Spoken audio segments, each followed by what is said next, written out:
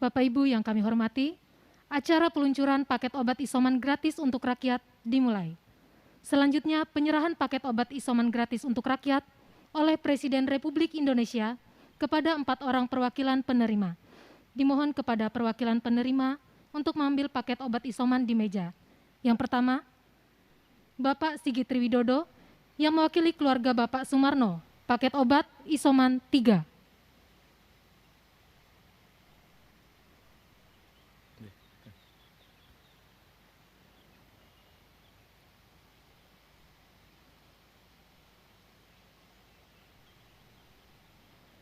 Dua, Saudara Satria Abdi Surya, paket obat isoman 2.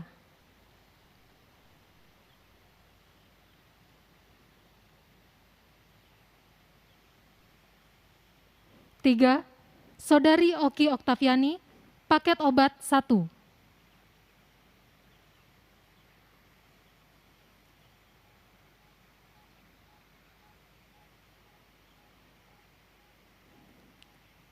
Dan terakhir, Saudari Martini, paket obat 1.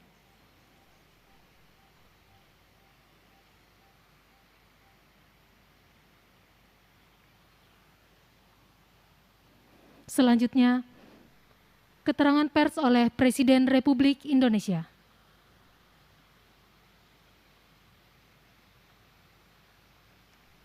Bismillahirrahmanirrahim. Assalamualaikum warahmatullahi wabarakatuh. Dalam rangka mengurangi laju penularan COVID-19, kebijakan PPKM darurat tidak terhindarkan. Pemerintah terus bekerja keras untuk meringankan beban masyarakat yang terdampak. Oleh karena itu, pemerintah memberi bantuan mulai hari ini berupa bantuan bahan pokok sembako lewat PKH dan lewat bantuan sosial tunai, serta bantuan paket vitamin dan obat-obatan seperti ini.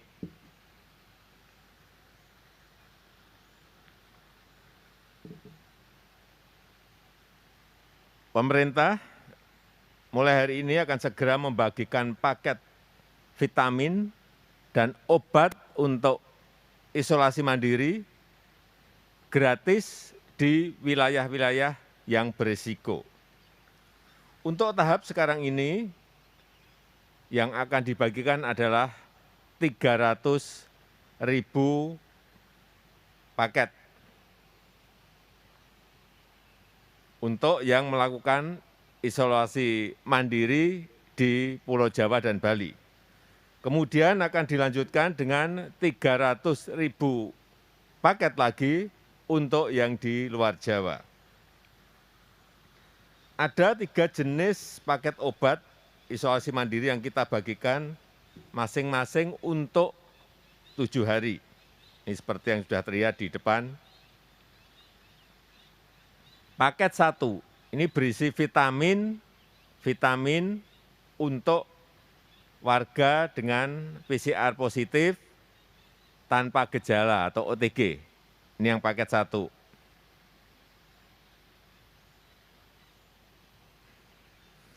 Kemudian paket 2 berisi vitamin dan obat untuk warga dengan PCR positif disertai keluhan panas dan kehilangan penciuman.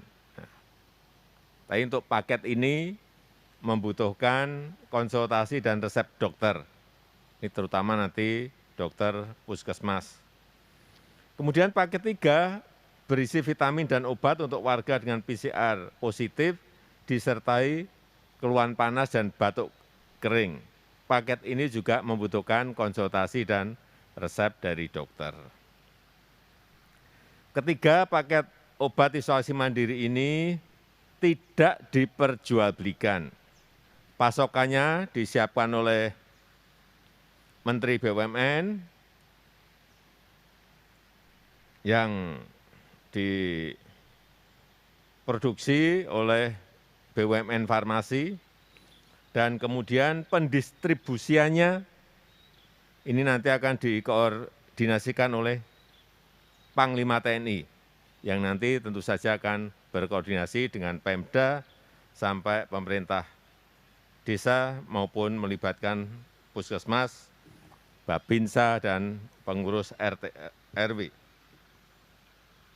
Saya minta agar dilakukan pengawasan yang ketat di lapangan agar program ini betul-betul bisa maksimal mengurangi risiko karena COVID dan membantu pengobatan warga yang menderita COVID-19. Dan saya minta juga agar program ini tidak mengganggu ketersediaan obat esensial terapi COVID-19 di apotek maupun di rumah sakit. Saya rasa itu yang bisa saya sampaikan. Assalamualaikum warahmatullahi wabarakatuh.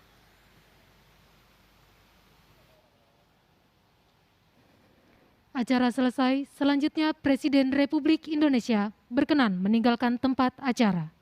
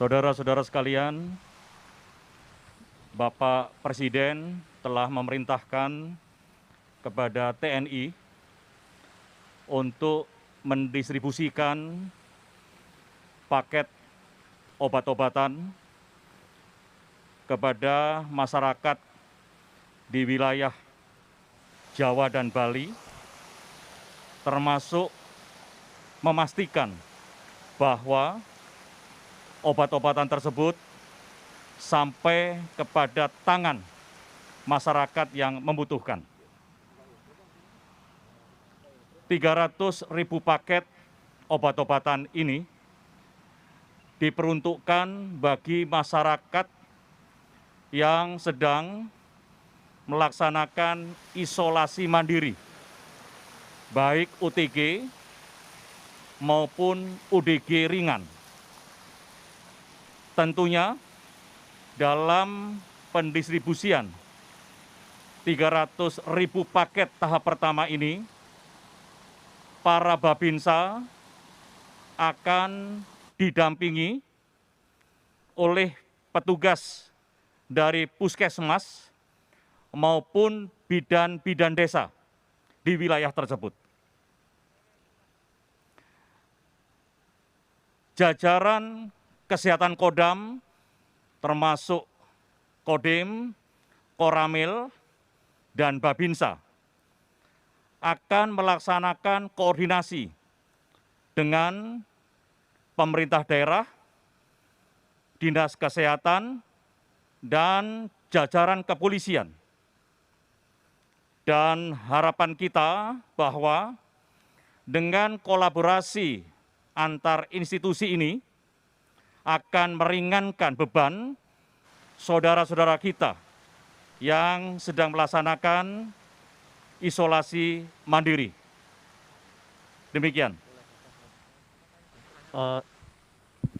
Selamat pagi Pak Panglima. Ada sejumlah pertanyaan Pak yang ingin kami sampaikan. Yang pertama, bagaimana syaratnya untuk mendapatkan paket obat ini Pak? Apakah harus menyertakan hasil swab atau bukti KTP semacam itu Pak? Sesuai prosedur, karena kita melaksanakan isolasi mandiri adalah berbasis desa, puskesmas atau bidan desa akan melakukan triase, membagi apakah mereka memang OTG, ODG, ringan, sedang atau berat. Sehingga data tersebut sudah dimiliki oleh bidan desa atau puskesmas, sehingga untuk mendapatkan obat atau paket tersebut itu sudah terdata dengan baik oleh puskesmas atau bidan-bidan desa, sehingga mereka berhak untuk mendapatkan paket obat tersebut. Kemudian Pak, bagaimana mekanisme distribusi di lapangan Pak? Siapa yang akan mengawasi nanti apabila misalnya ada terjadi penyelewengan semacam itu Pak? Baik.